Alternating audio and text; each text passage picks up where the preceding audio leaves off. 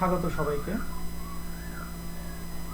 আমরা আজকে English first পেপারের ফ্লো চার্ট নিয়ে আলোচনা করব। আমি আছি তোমাদের সাথে। তাহলে শুরু করা যাক। Flow chart. স্ক্রিনে যেভাবে দেখা যাচ্ছে ফ্লো চার্টের একটা নমুনা, ঠিক এভাবে উপর থেকে নিচে 6টা বক্স আঁকতে হবে। প্রতিটা বক্সের মাঝখানে একটা একটা অ্যারো চিহ্ন দিতে হবে। অ্যারো চিহ্নগুলো একদম সমান করে যেন দেখতে ভালো দেখায়। আর এরকম উপর থেকে নিচে লেখার পেছনে একটা কারণ আছে, সেটা হচ্ছে একটু জায়গা পাওয়া যায়, খোলামেলা করে লেখা যায়, দেখতেও ভালো দেখায়। এটাই হচ্ছে উপর থেকে নিচে লেখার কারণ। আর প্রতিটা বক্সেই নাম্বার দিতে হবে, 1 2 3 4 5 6 এইভাবে করে নাম্বার দিতে হবে। একটা সুন্দর প্রেজেন্টেশন হতে হবে। প্রেজেন্টেশন যদি সুন্দর হয় অবশ্যই এটাতে একটা ভালো মার্কস আসবে। আর মার্কসের একটা ব্যাপার হচ্ছে, মার্কস দেওয়ার সময় টিচারদেরকে এনসিটিভি যে নির্দেশনা দিয়েছেন সেটা হচ্ছে একটা উত্তর যদি সঠিক হয় 2 মার্কস দিতেই হবে। ধরা যাক সব উত্তর কেউ লিখলো, তার একটাও হয়নি, 5টাই হয়নি, মাত্র একটা আনসার লিখেছে এবং সেটা রাইট হয়েছে, ওটার জন্য তাকে আলাদা করে 2 মার্কস দিতে হবে। আর 1 নাম্বার তো প্রশ্নে উত্তরটা দেয়া থাকে, একটা মডেল হিসেবে উত্তরটা দেয়া থাকে, এটার জন্য কোনো মার্কস দেয়া হবে না, এটা জাস্ট শো হিসেবে থাকবে। তাহলে আমরা পরের পাতায় যাই। এখানে একটা প্রশ্নের নমুনা দেয়া আছে। নিচের প্যাসেজটি করতে বলছে যে read the text, following text, make a flow chart showing the situation of married adolescent girls in our country. আমাদের দেশে বিবাহিত কিশোরীদের কি অবস্থা, বিবাহিত কিশোরীদের কি অবস্থা আমাদের দেশে, ওটা তুলে ধরতে বলেছে। Number 1 has been done for you. 1 number আনসারটা করে দেওয়া আছে, ঠিক এইভাবে করে পরীক্ষা প্রশ্নে দেওয়া থাকে।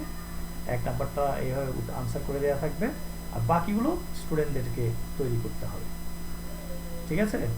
কিন্তু এই যে একটা আনসার করে দেয়া আছে, এটা কিন্তু একটা বিরাট ভূমিকা আছে। প্রথমত এটা কোন স্থান থেকে নেওয়া হয়েছে ওটা আমাকে খুঁজে বের করতে হবে। দ্বিতীয়ত ওটা কোন স্টাইলে আছে সে স্টাইলটা আমাকে বুঝতে হবে, কারণ বাকি আনসারগুলো এই স্টাইলেই আমাকে লিখতে হবে।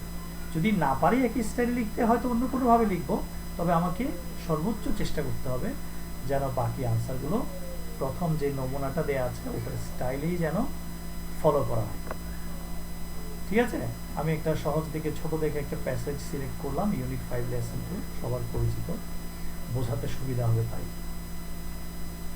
এখন আমরা কিছু বেসিক আইডিয়া নিই যে ফ্লো চার্ট তৈরি করার পূর্বে যা জানা প্রয়োজন। ফ্লো চার্ট সাধারণত 5 রকম ফ্রেজ ব্যবহার করে আনসার তৈরি করা যায়। অর্থাৎ ফ্লো চার্ট একটু আগে আমরা যেটা দেখলাম সেটা একটা নমুনা, একটা মডেল দেখলাম 1 নম্বরে, ওই মডেলে বাকি আনসারগুলো তৈরি করতে হবে। কিন্তু এই ধরনের আরও অনেক রকম মডেল আছে, সেগুলো আমি এখানে আলোচনা করছি। যেমন 1 নম্বরে ভার্ব প্লাস আইএনজি দিয়ে শুরু হয় একটা বাক্যের স্টার্টিংটা। নাম্বার 2 হচ্ছে 2 প্লাস ভার্ব স্টাইলে শুরু হয়। নাম্বার 3 হচ্ছে প্যাসিভ ভয়েসে কোনো সেন্টেন্স থাকতে পারে, প্যাসিভ ভয়েসে সেন্টেন্স থাকতে পারে। তো প্যাসিভ ভয়েসে যদি থাকে সেখানে অক্সিলারি ভার্বটা উজ্জ্বল করে দিতে হবে, মানে অ্যাম ইজ আর ওয়াজ একটা বাদ দিতে হবে। তারপরে 4 নম্বরে হচ্ছে অমিটিং সাবজেক্ট মানে হচ্ছে সাবজেক্টটাকে বাদ দিতে হবে, মানে বাক্যে যেটা সাবজেক্ট থাকে সাবজেক্টটাকে বাদ দিতে হবে। যেমন আই ইট রাইস একটা পরিচিত সেন্টেন্স, এখান থেকে আইটাকে বাদ দিতে হবে, মানে ইট রাইস। আর নাউন ফ্রেজ হচ্ছে একটা নাউনকে কেন্দ্র করে একটা ফ্রেজ, একটা গুচ্ছ তৈরি করা। যেমন বুক যদি একটা নাউন হয় তাহলে ইন্টারেস্টিং বুক দিয়ে একটা ফ্রেজ তৈরি করতে হবে, ইন্টারেস্টিং বুক। পেন যদি একটা নাউন হয় তাহলে আমরা বলতে পারি এক্সপেন্সিভ পেন, দামি কলম, বা চিপ পেন, সস্তা কলম। এইভাবে করে আমরা নাউন ফ্রেজ তৈরি করতে পারি। এর বাইরেও যে উত্তর হয় না তা নয়, তবে এগুলোর মধ্যেই বেশিরভাগ হয়। আর হলে ওই প্রথম মডেলটা যেরকম দেওয়া থাকবে ওটা অনুসরণ করে আমরা আনসার তৈরি করব। এখন এখানে আমাদের একটু ব্যাখ্যা করার ব্যাপার আছে। এই যে 5টা পয়েন্ট বলেছি, সবগুলোর উপর আমি একটু এক্সাম্পল দিয়ে বুঝিয়ে দিই। নাম্বার 1-এ বলা হচ্ছে ভার্ব প্লাস আইএনজি। ধরা যাক এই ফরম্যাটে যদি আমাকে তৈরি করতে হয়, মানে ফ্লোচার্ট তৈরি করতে হয়, তাহলে আমি কীভাবে ভাববো? টেক্সটে ধরা যাক একটা সেন্টেন্স আছে, আই ড্রিঙ্ক ওয়াটার। কোথায়? টেক্সটে, আই ড্রিঙ্ক ওয়াটার। এখন আমাকে এটা ফ্রেজ বানাতে হচ্ছে ফ্লো চার্টের জন্য। তো আমি ভার্ব প্লাস আইএনজি দিয়ে শুরু করতে হবে বিধায় এই যে ভার্ব ড্রিঙ্ক, ড্রিঙ্কের সাথে আইএনজি করে ড্রিঙ্কিং ওয়াটার। সাবজেক্টে লিখবো না, ড্রিঙ্কিং ওয়াটার। নাম্বার 2-তে to plus verb. To plus verb মানে কীরকম? ধরা যাক একটা সেন্টেন্স আছে, I drink water. I drink water হচ্ছে একটা সেন্টেন্স। এখন এটাকে ফ্রেজ বানাতে হবে। তো ফ্রেজ বানাতে হলে আমাকে টু প্লাস ভার্ব এই মডেলটা দাঁড় করাতে হবে। আর এটার ভার্ব হচ্ছে ড্রিঙ্ক, আর ড্রিঙ্কের সামনে টু, এই যে টুটা বসাতে হচ্ছে, টু। তাহলে to drink water, to drink water. ওই প্রথম বক্সের মধ্যে যদি টু প্লাস ভার্ব একটা মডেল দেওয়া থাকে, তাহলে বাকিগুলো লেখার সময় ঠিক এই কাজটা করতে হবে। নাম্বার 3-তে যদি দেখি, প্যাসিভ ভয়েসে যদি কোনো সেন্টেন্স থাকে, প্যাসিভ ভয়েসে ধরা যাক সেন্টেন্সে আছে forests are destroyed by people, অর্থাৎ বন ধ্বংস হয়ে যায় বাই পিপল, মানুষের দ্বারা বন ধ্বংস করা হয়। তো এই সেন্টেন্সটাকে আমি যদি ফ্রেজে রূপ পরিবর্তন করে দিই ওই ফ্লো চার্টের জন্য, শুধু হচ্ছে কি, শুধু অক্সিলারি ভার্বটা বাদ দিয়ে বাকিটা লিখে নিতে হবে। মানে forests, forests, destroyed, destroyed, by people, people. শুধু এই যে আর অক্সিলারি ভার্ব হিসেবে যে আর, এই আরটাকে এখান থেকে বাদ দিয়ে ফেলতে হবে, এটা লেখা যাবে না, বাস এটা ফ্রেজ হয়ে গেল। নাম্বার 4 হচ্ছে অমিটিং সাবজেক্ট। অমিট মানে বাদ দেয়া, সাবজেক্টকে বাদ দেয়া। ধরা যাক টেক্সটে রিডিংয়ে একটা সেন্টেন্স আছে, রিমা ব্রোক দ্য গ্লাস।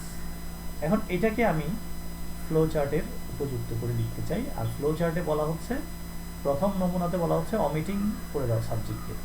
সেক্ষেত্রে আমি সাবজেক্ট যেখানে কে, রিমা, রিমা বাদ দিয়ে ফেলবো, বাকিটা হুবহু লিখে দেবো, যেমন broke the glass, broke the glass. Number 5, noun phrase. ধরা যাক টেক্সটে সেন্টেন্স আছে, পিপল ডিস্ট্রয় ওয়াইল্ড লাইফ, মানুষ বন্য প্রাণী ধ্বংস করে।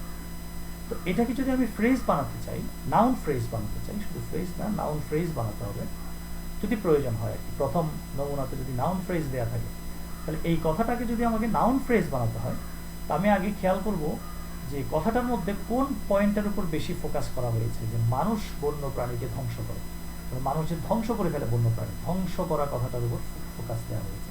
তো আমি ডিস্ট্রয় শব্দটার নাউন রূপ ব্যবহার করব, ডিস্ট্রাকশন। ডিস্ট্রয় শব্দটির নাউন রূপ হচ্ছে ডিস্ট্রাকশন। আমরা জানি একটা শব্দের 4টা রূপ হয়, নাউন রূপ, ভার্ব রূপ, অ্যাডজেক্টিভ রূপ, অ্যাডভার্ব রূপ। ডিস্ট্রাকশন হচ্ছে নাউন রূপ, ডিস্ট্রয় হচ্ছে ভার্ব রূপ, ডিস্ট্রাকটিভ হচ্ছে অ্যাডজেক্টিভ রূপ, আর ডিস্ট্রাকটিভলি হচ্ছে অ্যাডভার্ব রূপ। তো যেহেতু আমি নাউন ফ্রেজ করব, তাহলে আমার নাউন রূপটা দরকার। তো ডিস্ট্রয়ের নাউন রূপ হচ্ছে ডিস্ট্রাকশন। এখন ডিস্ট্রাকশনটা হচ্ছে কিসের, কিসের, এর মানে অফ। তাহলে ডিস্ট্রাকশন অফ ওয়াইল্ড লাইফ, বন্য প্রাণী এর ধ্বংস হচ্ছে কার দ্বারা, মানুষের দ্বারা, by people. Destruction of wildlife by people, এটা একটা নাউন ফ্রেজে পরিণত হয়ে গেল। তো এত জটিল না হয়ে অনেক ইজিভাবেও হয়। যেমন সেন্টেন্সে লেখা আছে, একটা সেন্টেন্সে লেখা আছে দ্য বয় ইজ ব্রিলিয়েন্ট, ছেলেটা ব্রিলিয়েন্ট। এটাকে আমি ছোট করে ফ্রেজ করে নিলাম, নাউন ফ্রেজ, ব্রিলিয়েন্ট বয়। বয় হচ্ছে নাউন, ব্রিলিয়েন্ট হচ্ছে অ্যাডজেক্টিভ, অর্থাৎ ব্রিলিয়েন্ট বয় অর্থাৎ মেধাবী ছেলে, এটাও একটা নাউন ফ্রেজ। তো এভাবেই আমাকে চিন্তা করতে হবে প্রথম মডেলটা কিভাবে কোন স্টাইলে দেওয়া আছে, সেই স্টাইলটা অনুসরণ করে আমাকে পরবর্তী অ্যান্সার করার সময় এই টেক্সট থেকে খুঁজে খুঁজে খুঁজে খুঁজে এইভাবে সেট আপটা তৈরি করে দিতে হবে। তো প্রথমে আমি যে প্যাসেজটা দিয়েছিলাম সেই প্যাসেজটা আমি আবার ফিরিয়ে আনলাম। এবার কি করেছি আমি, আমার যে প্রশ্নের উত্তর হবে যেগুলো, মানে বিবাহিত অ্যাডোলেসেন্ট মানে কিশোরী মেয়েদের আমাদের দেশে কি অবস্থায় আছে, সেগুলো খুঁজে বের করে আমাকে ফ্লো চার্টে লিখতে বলেছে। তো আমি কি করেছি, আন্ডারলাইন করে নিয়েছি যেখানে যেখানে আমি মেয়েদের অবস্থাগুলো খুঁজে পেয়েছি, যেই যে সেন্টেন্সে কিশোরী মেয়েদের আমাদের দেশে অবস্থা খুঁজে পেয়েছি সেগুলো আমি আন্ডারলাইন করে নিয়েছি। তবে আমি একটু কথা এই প্রসঙ্গে জানিয়ে রাখি যে পরীক্ষার প্রশ্নে কিন্তু দাগ দেওয়া যায় না, পরীক্ষার প্রশ্নে কোনোরূপ দাগ দেওয়া যায় না, পরীক্ষার প্রশ্নে দাগ দেওয়া দণ্ডনীয় অপরাধ। এই দাগটা আমি বোঝানোর জন্য দিয়েছি, ছাত্রছাত্রীরা সেটা মনে মনে চিন্তা করবে যে এই লাইনটাতে, এই সেন্টেন্সটাতে আমি মেয়েদের অবস্থা খুঁজে যাচ্ছি, এটাতে খুঁজে যাচ্ছি, এটা খুঁজে যাচ্ছি, এভাবে করে প্ল্যান করে ঠিক এই কাজটা মনে মনে একটা রাফ করে নিতে হবে। তো কোথাও লেখার দরকার নেই, রাফ করে নিলেই হয়ে যাবে মনে মনে। তো আমি প্রথমে দেখতে পাচ্ছি 1 নাম্বার যেটা প্রশ্নে দেওয়া ছিল, গেটিং ম্যারিড আর্লি প্রশ্নে দেওয়া ছিল, ওই মডেলটা অনুসরণ করেই বাকিগুলো তৈরি করি। তো গেটিং ম্যারিড আর্লিটা আমি কোত্থেকে পেলাম? এটা আমি পাচ্ছি এখান থেকে, এই যে 15 বছর হওয়ার আগে মেয়েদের বিয়ে হয়ে যায়, তাহলে গেটিং ম্যারিড আর্লি, অর্থাৎ এই যে গ্যাটকে আইএনজি দিয়ে গেটিং ম্যারিড, আর এটা ডিটেইল না লিখে আর্লি কথাটা লিখে দিয়েছে, গেটিং ম্যারিড আর্লি, অল্প বয়সী বিয়ে হয়। এরপর কি হয়? এরপর তারা স্কুল থেকে ঝরে পড়ে, এই যে একটা পয়েন্ট আছে, বিয়ে হলে মেয়েরা স্কুল থেকে ঝরে পড়ে। তো যেহেতু প্রথম মডেলটাকে আমি অনুসরণ করব ভার্ব প্লাস আইএনজি, তো এই অংশের ভার্ব হচ্ছে ড্রপ, এই যে ড্রপ, এবং এটার সাথে আইএনজি করে ড্রপিং আউট অফ স্কুল, এই যে ড্রপিং আউট অফ স্কুল। ঠিক একইভাবে লুজেস হার মোবাইলিটি, মোবাইলিটি মানে গতিশীলতা, এই যে আমরা লেখাপড়া করি, ক্লাস বাই ক্লাস উপরে উঠি, কর্মজীবনে প্রবেশ করি, অর্থাৎ সামনের দিকে এগিয়ে চলি, এই জিনিসটা বিবাহিত মেয়েদের হয় না, মানে বিশেষ করে কিশোরী বিবাহিত মেয়েদের। তো আমি এই পয়েন্টটাও একটা ইউজ করতে পারি। এখানে ভার্ব হচ্ছে লুজ, তো আমি লুজের সাথে আইনজি যুক্ত করে নিয়েছি, লুজিং দেয়ার মধ্যে মোবাইলিটি, এখানে দেয়ার লিখেছি আমি, এখানে লিখেছিল কিন্তু হার, লুজেস হার মোবাইলিটি। হারকে দেয়ার বানানোর কারণ হচ্ছে হার বলতে একজন মেয়ে, প্যাসেজে যেহেতু বলেছে যখন একজন অ্যাডোলেসেন্ট মেয়ে বিবাহিত হয় মানে বিয়ে করে, সে স্কুল থেকে ঝরে পড়ে। আবার আমাকে প্রশ্নে বলেছে ম্যারিড অ্যাডোলেসেন্ট গার্লসদের কথা লিখতে, তো রিডিং এর মধ্যে একজনের কথা বলেছে বিধায় হার বলেছে, আর প্রশ্নে আমাকে মেয়েদের বহু বচনে বলেছে বিধায় আমাকে ওটা মাথায় রেখে এই সূক্ষ্ম পরিবর্তনটা মাথায় রেখে তৈরি করতে হবে। আমি হার লিখলে একজন মেয়েকে বুঝিয়ে ফেলবো, কিন্তু আমাকে প্রশ্ন করেছে সকল বিবাহিত অ্যাডোলেসেন্ট মেয়েদের অবস্থা তুলে ধরতে, তাই আমি হার না লিখে দেয়ার লিখেছি। এই আন্ডারলাইনটা আমি এমনি চোখে পড়ার জন্য দিয়েছি, এটা আলাদা কোনো গুরুত্ব বহন করে না। তারপর হচ্ছে getting confine to full time work in their এই যে ইন লস হাউস, ঠিক পরের কথাটা আর কি, অর্থাৎ এই যে she gets confine to full time work in her in laws house, অর্থাৎ শ্বশুর বাড়িতে সে পূর্ণরূপে ব্যস্ত হয়ে যায়। তো এটাও আমি ভার্বের সাথে আইএনজি করে শুরু করবো, যে গ্যাট আমি লিখলাম গ্যাটিং আইএনজি সূত্র, ওই যে ওই মেনটেন করে ফরম্যাট, গেটিং কনফাইন। আর একটা ছোট্ট পরিবর্তন করলাম, এখানে হার বলা আছে, আমি হারের স্থলে দেয়ার লিখেছি, যেহেতু ট্যাক্সটা একজন মেয়ে ধরে বলছে আর প্রশ্নে আমাকে মেয়েদের ধরে বলেছে, দেয়ার কথাটা দিয়ে লিখলাম। তারপরের লাইনে আছে she loses social status and opportunities, the opportunities for economic independence, সামাজিক স্ট্যাটাস হারিয়ে ফেলে। তারপরে হচ্ছে অর্থনৈতিক সুযোগ সুবিধার যে একটা সুযোগ, অর্থনৈতিক স্বাধীনতার যে একটা সুযোগ সেটা হারিয়ে ফেলে। তো আমি এই সেন্টেন্সটাকেও এখানে ফ্রেজ করে নিতে পারি। এই অংশের ভার্ব